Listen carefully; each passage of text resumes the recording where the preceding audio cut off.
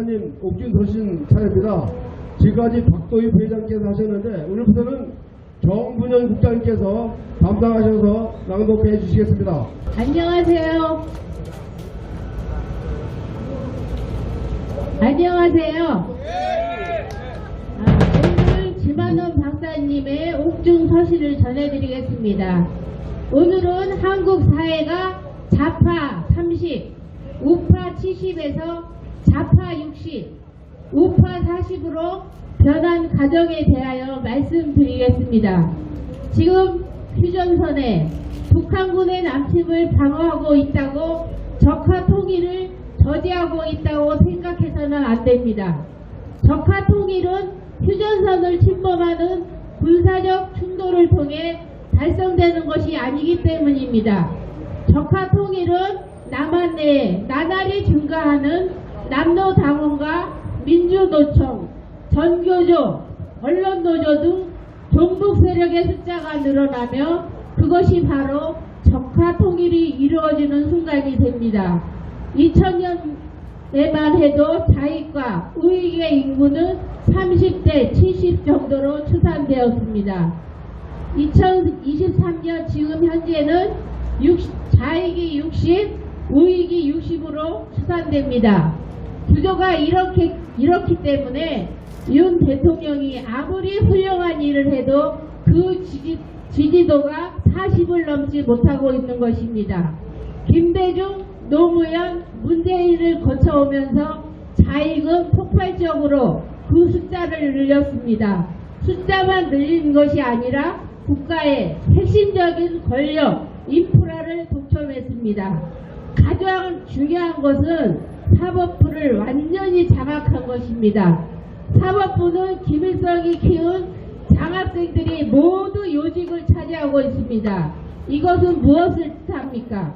우리 우익의 애국활동을 철저히 탄압하고 자익이 저지르는 범죄는 적당히 눈감아주는 사법부가 된 것을 말합니다.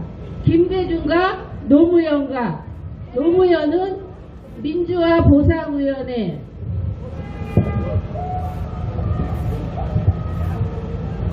의문사 규명위원회, 진실화해 과거사위원회라는 세 개의 위원회를 만들었습니다. 이 위원회는 과거 간첩 출신 범법자들이 위원이 되어 이전에 간첩을 잡았던 국정원의 대공사 수사관들을 소환하여 하루 종일 취조했습니다. 현직 사성 장군까지 호출해서 조사를 했습니다. 그리고 이 세 개 위원회는 과거의 모든 간첩과 국가보안법 위반자들을 소위 민주화 인사라고 규정하며 1인당 수억에서 수십억 원의 배상금을 국가 예산으로 지불하게 했습니다. 제주 4.3 폭동과 강주 5.18 사태, 대구 시월 폭동, 여수 순천의 군산 반란, 세월호 사건 등 자익 반란에 의해 일어난 내란 사건들을 확대하여 국가 대상자를 마구 늘려오고 있습니다. 이렇게 늘어난 숫자는 우리가 단결된 자익이 됩니다. 이뿐 아니라 교회를 통해서도 자익을 키웠습니다. 우리나라 대형 교회치고 자익이 아닌 교회가 드물게 되었습니다. 자유민주 사회에서 성장한 교회를 자익 세력이 탈취하였으며 우익사회에서 건립한 학교, 연구소 등 역량 있는 기관들도 다수가 자익에게 점령당했습니다. 이는 1970년대 김일성이 내린 비밀 교시가 착착 진행되어 온 결과입니다. 그리고 평범한 우익 시민들이 잘 모르고 있는 사실이 있습니다. 정부 산하의 새로운 직종들을 대량 양산하여 정부 돈을 마구 풀어 봉급을 주고 있는 사실입니다. 그 봉급을 받는 존재들은 모두 자익 전사가 됩니다.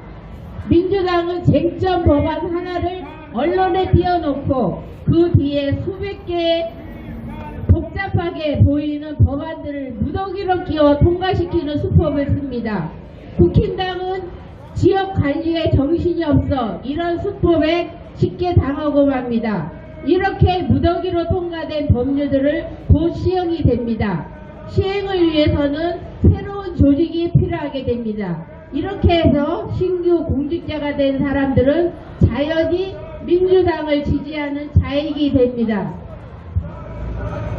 사회의원에서 간첩들에 의해 소위 민주화 인물로 지위를 부여받은 자들에게 대한 엄중한 검증과 재평가가 이루어져야 할 것입니다. 결론을 말씀드리겠습니다. 현재 국가안보 핵심 과제는 군사적 전력 자산의 배치보다는 소리 없이 증가하는 조직화된 남노당, 민노당, 정교조, 언론노조 등 공산 세력의 증가 현상입니다. 김정은은 남한 내 공산 세력을 80% 정도로 확장시켜 합법적으로 적화 통일을 시켜가고 있는데 반해 우리 군사적 전력 자산이라는 먼 산만 바라보고 있습니다. 김정은과 남한의 공산 세력은 협동하여 콜라보 배합전을 벌이고 있습니다. 김정은 핵과 미사일 발사로 남한의 공산 세력들에게 북한의 존재감을 부각시키고 있으며 남한의 공산 세력들은 민주당 등을 중심으로 세력을 확장해 가면서 다른 한편 자익 판사들을 동원하여 우익의 애국적 목소리를 탄압하고 있습니다. 새 정부는 안보의 초점을 과감하게 전환해야 할 것입니다. 첫째, 남한 공산 세력과 전쟁이고 그 다음은 휴전선 전쟁입니다. 2023년 11월 지만원 박사 감사합니다.